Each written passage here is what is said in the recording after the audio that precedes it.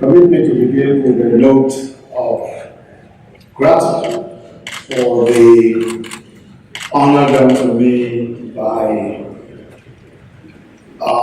the kind invitation of His Excellency Abdullah bin Bayah, President of the Forum for Promoting Peace in Muslim Societies and our most gracious host, the government of the UAE, represented by the Minister of Tolerance, who is here, and of course His Highness Sheikh Abdullah bin Zayed, our man, to speak on the role of religions in promoting tolerance from possibility to necessity. I also must say that the government of the UAE deserves our commendation for designating 2019 the year of tolerance, and this forum for taking up the challenge of attempting to forge a consensual ethic for promoting tolerance. The defining paradox of our world today is that, thanks to technology and globalization, we have never been more connected than we are today. Yet, at the same time, we have probably never been more divided than we are today. This is the handiwork of agents of intolerance who weaponize our fear of the other. In recent years, we've witnessed a rise of religious extremism, right-wing populism, and ultra-nationalism. We have seen extremists hijack the symbols and letters of the faiths and use them to prosecute violent campaigns that violate the sanctity of human life on a global scale. ISIS, Islam, Boko Haram, etc. There is scarcely any region of the world that has not been scarred by the plague of terrorism. And yet, such is the diversity of the composition of our societies that for us to allow the promotion of hatred and strife between our communities is to permit the destruction and the fragmentation of our communities and nations. Therefore, if we are to prevent an endless cycle of strife and conflict, tolerance is a necessity. But whose duty is it? On whom does the responsibility lie to bear the touch of tolerance and to illuminate the new pathways to a shared future? It is my respectful submission that the burden rests squarely on leaders, and especially religious and political leaders, and others that we may describe as the elite in our nation and in our communities. It is our role not only to articulate, as we are doing in this assembly today, the theoretical and doctrinal foundations for a more tolerant world, but more importantly, to make the personal sacrifices that will compel our societies to commit themselves to lifestyles of tolerance. This, if I may say, is the difficult part. This is the difficult part, making the sacrifices. But let us quickly deal with the articulation of the principles that are the foundation of the idea of tolerance. The first principle is to recognize that there is no merit in the notion that the contemporary or this current plague of terrorism and extremism is an inevitable fulfillment of the thesis of the idea, the so-called clash of civilizations. They merely grieve, in my view, a apocalyptic vision of the world's major faith communities locked in perpetual conflict. The great conflict of our time is not between Islam and Christianity, between Islam and other religions, but between extremism and human solidarity, between the forces of hate and intolerance and those of empathy and peace. That is the great conflict today. Second is to emphasize the central place of the principle of empathy. This is a thread which runs through all of our moral and religious traditions and is summed up in the golden rule of the words of Jesus Christ, where he said, "Do unto others as you would have them do unto you." But it goes further. It goes further. Jesus Christ goes further in the Bible to say that we must love our enemies. We must even pray for our enemies. This is the notion of self-sacrifice. In other words, all of this is summed up in the general principle that we must be ready to treat others as we ourselves would like to be treated.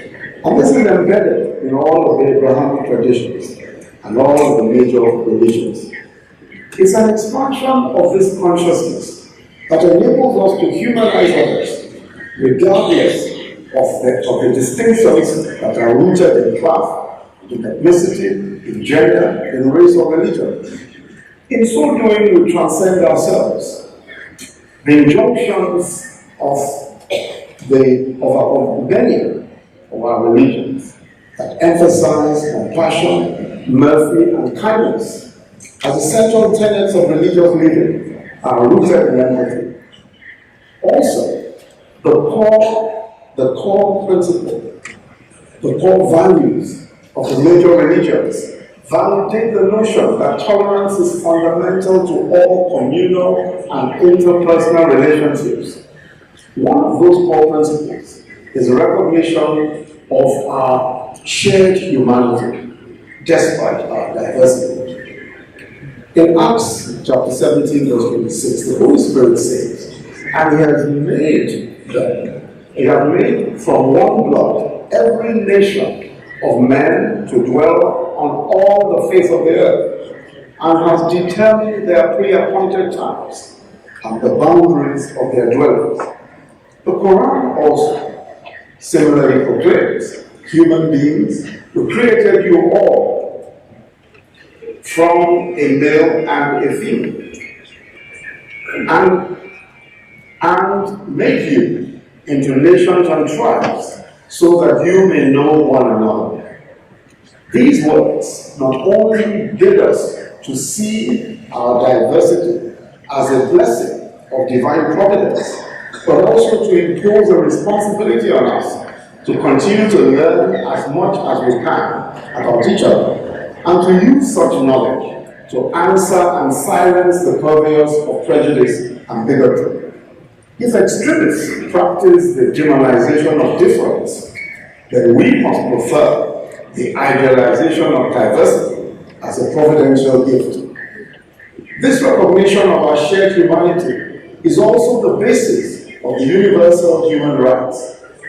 Indeed, as argued by Michael Ignatius, from whose thoughts in Human Rights as Politics and Idolatry I have borrowed liberally in this presentation.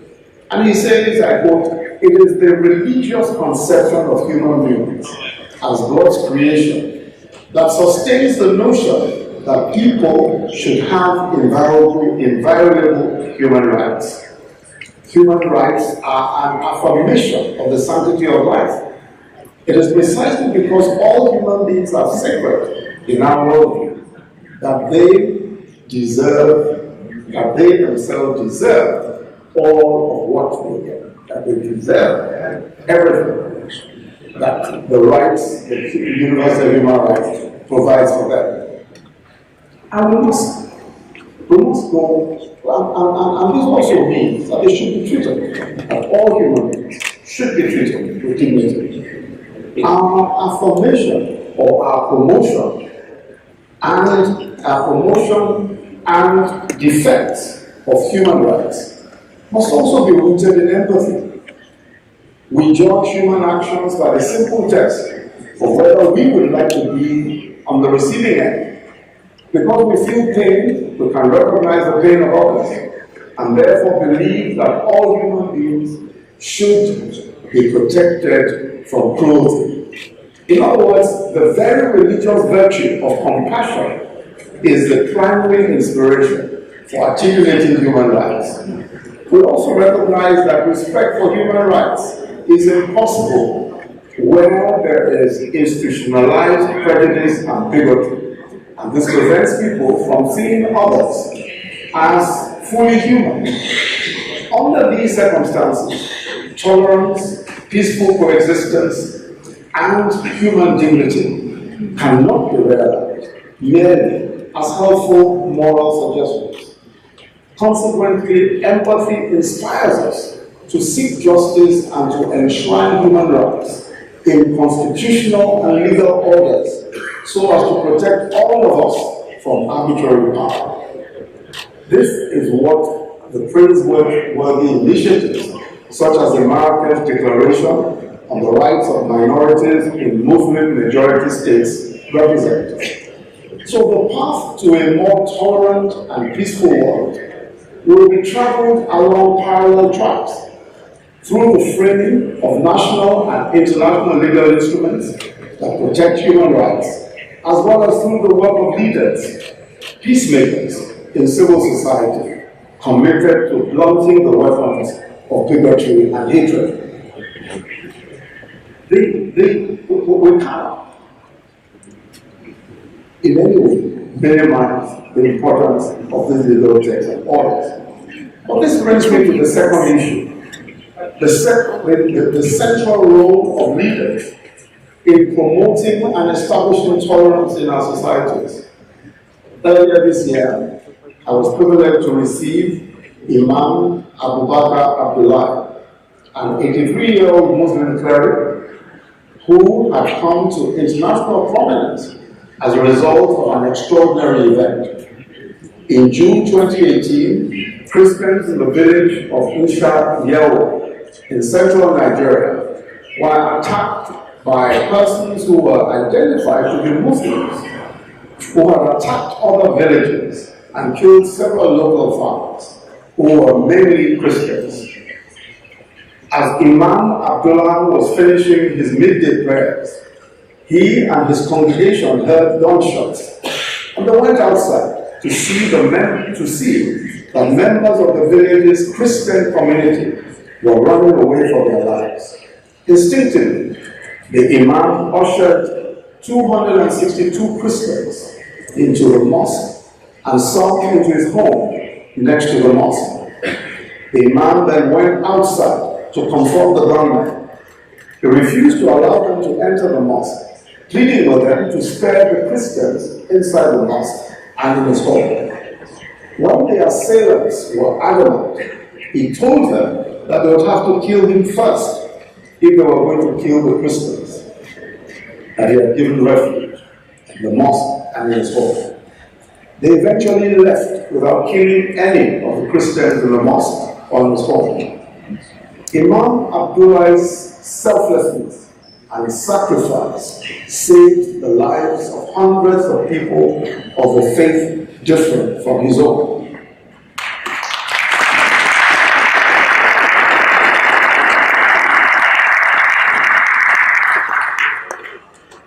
He not only refused to give up the Christians that he had given refuge, he even offered his life in exchange for theirs. His moral courage is rooted in a deeply profound recognition of our common humanity. His compassion, his empathy, and selflessness are an example to us as people of faith. Also consider the story of two remarkable religious leaders, Pastor Yemi and Imam Muhammad Ashraf. These two are Nigerians, one a Christian, as we noticed, and the other a Muslim. As young men in the 1990s, both of them had led rival gangs engaged in violent clashes in the city of Kaduna in northern Nigeria. At the time, they were mortal enemies on opposite sides of a deadly sectarian conflict in which Imam Ashraf lost two brothers and his teacher, and Pastor Wuyi lost his right hand to a machete attack in 1992. Both men paid a heavy price for their mutual enmity and their thirst to exact vengeance on each other. However, in the years that followed, a curious thing happened. Through the intervention of mutual friends and a series of separate personal epiphanies and meetings, these two men came to increasingly respect each other, and eventually they decided to work together. In 1995, Ashafa and Muye co-founded the Interfaith Mediation Center, a religious grassroots organization that has successfully mediated between Christians and Muslims throughout Nigeria. The organization, which now has over 10,000 members, drawn from across the country, over 10,000 members, engages with militias, trains young people, as well as women, religious figures, and tribal leaders to become civic peace activists. Under their leadership, young Muslims and Christians jointly rebuild the mosques and churches that they once destroyed in various parts, especially the various parts of the country. These churches that were destroyed and mosques destroyed by sectarian violence. For over 15 years, these two religious leaders, who were once mortal enemies, have now gone practically all over the world, to different parts of the world. And they've traveled here and there, preaching a message of peaceful coexistence. Their work has not been easy. Both of them have had to confront pessimism about their endeavors within their own communities and deep doubts about the possibility of peaceful coexistence. But there is no doubt that their efforts are yielding fruit, and also that they are contributing to a gradual coming together and a psychological disarmament among communities that hitherto have long seen themselves as enemies. Now, this is the very nature of self-sacrifice in bringing about peace. And I'll tell you just one more story. A few months ago, a leader of a major Christian denomination in the northeast of Nigeria sought audience with me. He comes from one of the states that Boko Haram insurgents have attacked repeatedly. He said that he would like the governor of his state, a Muslim, to be given a national honor. And I asked why. He said the governor rebuilt over 90 churches that were burnt down by the Boko Haram insurgents. A Muslim rebuilding churches burnt down by insurgents is the clearest and most unequivocal way of saying that Islam does not support the destruction of places of worship of other faiths.